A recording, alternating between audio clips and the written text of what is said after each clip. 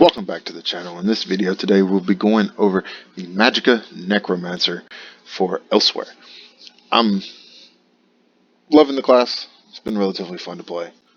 Definitely prefer the stamina over the Magicka, but the Magicka is definitely fun as well. Now, I have 64 points in the Magicka. My max Magicka is 36.5. Maximum health is 21.8. Magic cover is 828. But we make up for that with the sets that we're running and some of the abilities that we're using. Our spell damage is 2.2k unbuffed. Spell crit is 50.4. Now, the boon we're running is the Shadow. This gives us increase our critical damage, so our crit is at 50%. So if you want to, you can reuse the Thief, and that will put you around 61% crit if you want more crit. The boon that we're running is the Double Bloody Mora. Now, champion points.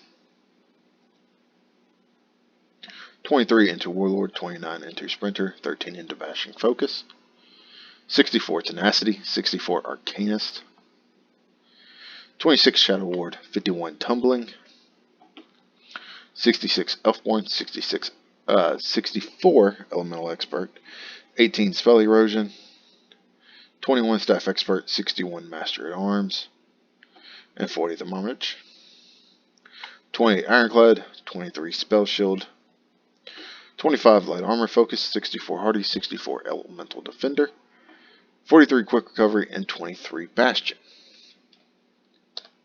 Sets. Monster set that I'm running is Valken Scoria. This Head and Shoulders, Medium Shoulders, Heavy Helmet. Both Divines, both with Max Magicka. What Valken Scoria does is it gives us maximum health. And when you deal damage with a damage overtime effect, you have an 8% chance to summon a meteor that deals 13k flame damage to the target and 5.4k flame damage to all other enemies within 5 meters. This effect can occur once every 5 seconds. Now, on my Necro, I don't like to stand really that close. If you're okay, if you like being up close and personal with the enemy, then Zons will outperform Valken Scoria. Zons is better. This gives you spell crit. When you damage a nearby enemy with a light or heavy attack, you have a 20% chance to create a beam of fire that will connect you to your enemy. The beam deals 5.1k flame damage every 1 second to your enemy for 5 seconds. Every second, this damage increases by 50%. The beam is broken if the enemy moves 8 meters away from you. This effect can occur once every 18 seconds.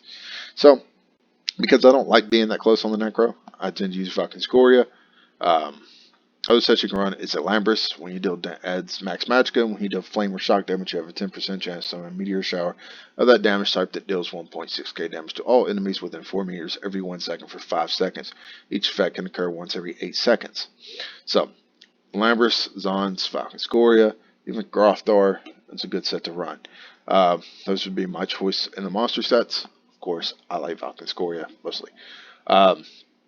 Second 5-piece set is a relatively old set. We're running Burning Spellweave, 2 Bloodthirsty Rings, all with spell damage enchants, and then an infused necklace with a spell damage enchant on it as well, and a infused fire staff with a flame damage enchant on it. And what this does, it gives us Max Magicka, spell damage, spell crit, and when you deal damage with a flame damage ability, you have 15% chance to apply the burning status effect to the enemy and increase your spell damage by 525 for 8 seconds. This effect can occur once every 12 seconds.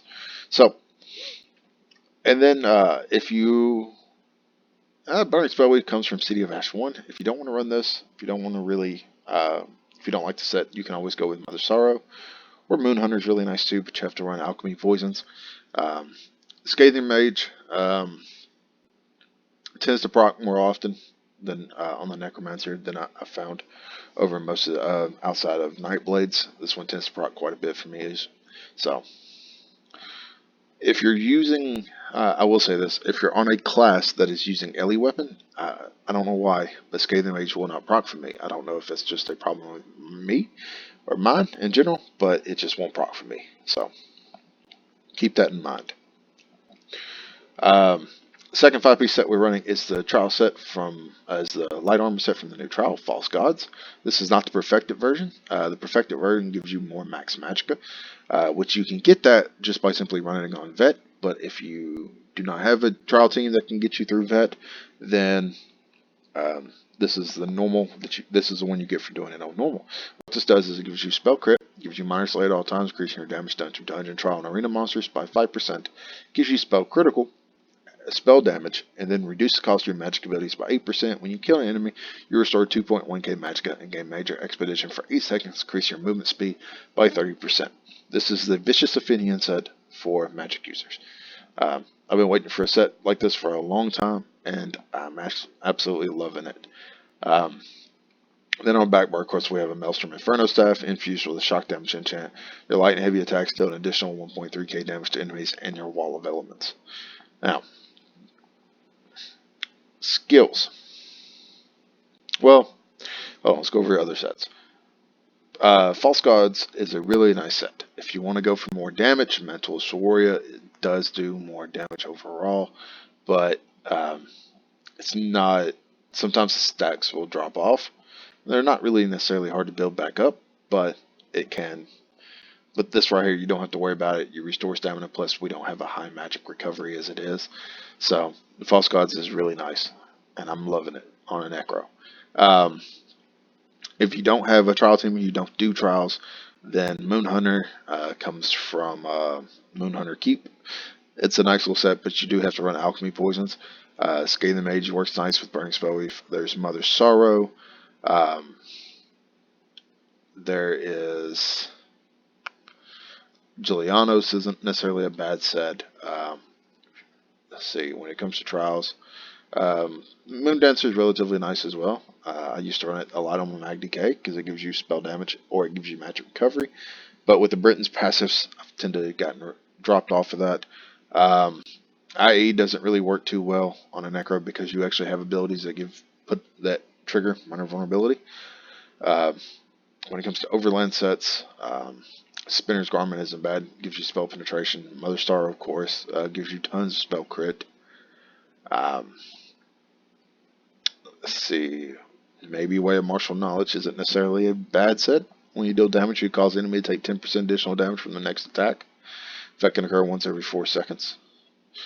And Necropotence, because we do have pet skeletons up. Bright Throat for more recovery and stuff like that, but you'd want to keep this active at all time. Or you can just go crafty. I'm not even going to attempt that. Just gives you a ton of max Magicka. Dungeon sets. Caloron's Legacy.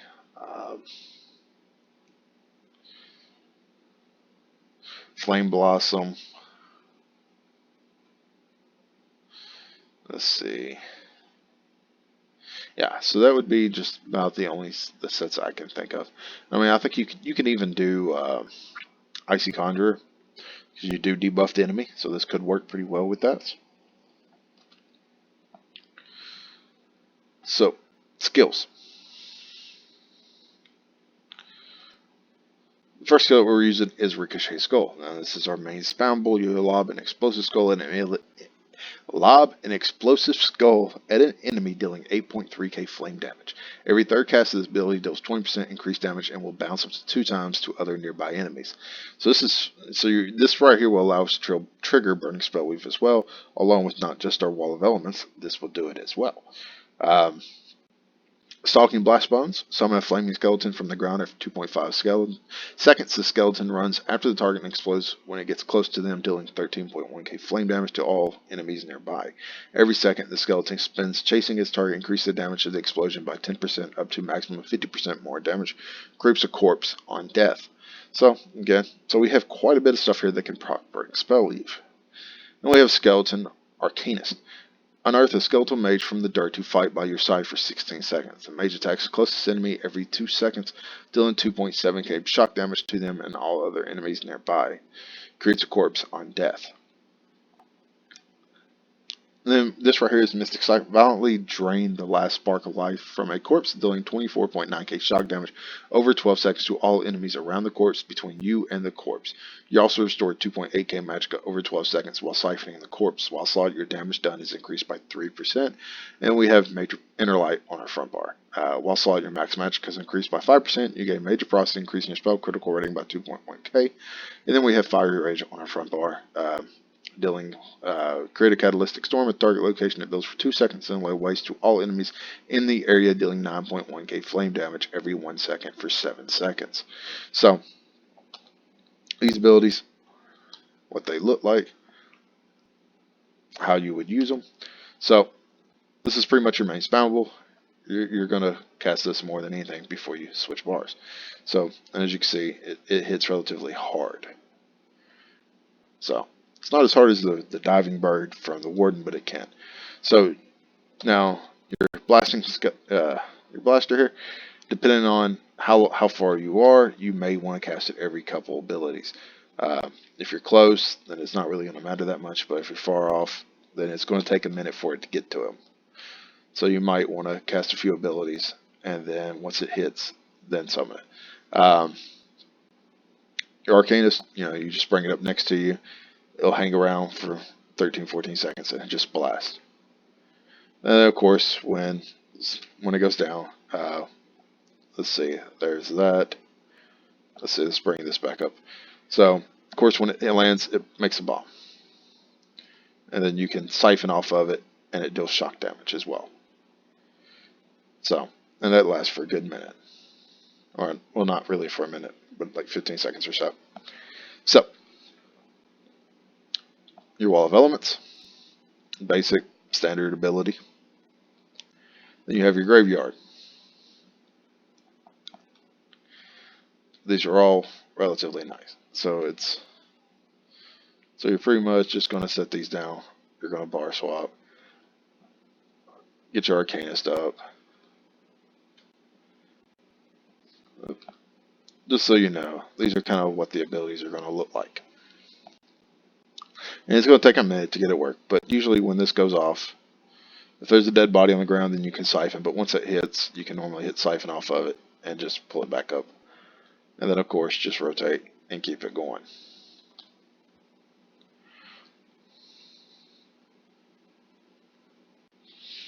So, something like that for the most part. Just work with it. It took me a minute to get a hold to it. Not so well of it on the PC. I'm more of a console player, but thanks to the PTS, I'm able to explain a whole lot more and do a lot more on over the console. So, back bar, Wall of Elements, or Blockade of Fire. Slam your stuff down and create a flame barrier in front of you, dealing 2k flame damage to enemies in the target area every 1 second. Burning enemies take 20% more damage from this ability. Avid Boneyard, desecrate the ground at the target location, dealing 24.3k frost damage over 10 seconds. Consumes the corpse on cast to deal 20% more damage. You or an ally standing in the graveyard can activate the Grave Robber synergy, dealing 12k frost damage to enemies in the area and healing you for the damage done. Channel Acceleration. Bend time and space around you, gain Major Expedition for 12 seconds and Minor Force for 36 seconds. Increase your movement speed by 30% and critical damage by 10%. If you don't have this, it's the fifth level of the Decision Quarter.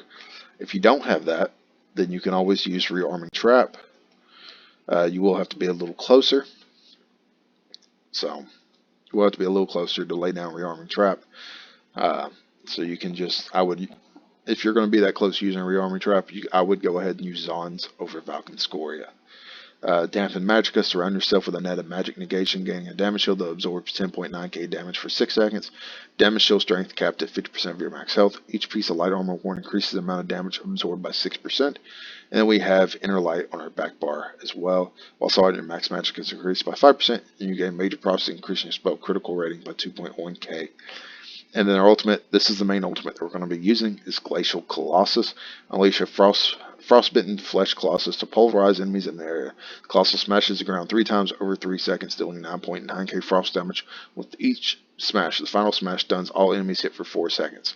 Each smash applies major vulnerability to any enemies hit for 3 seconds, increasing their damage taken by 30%. So,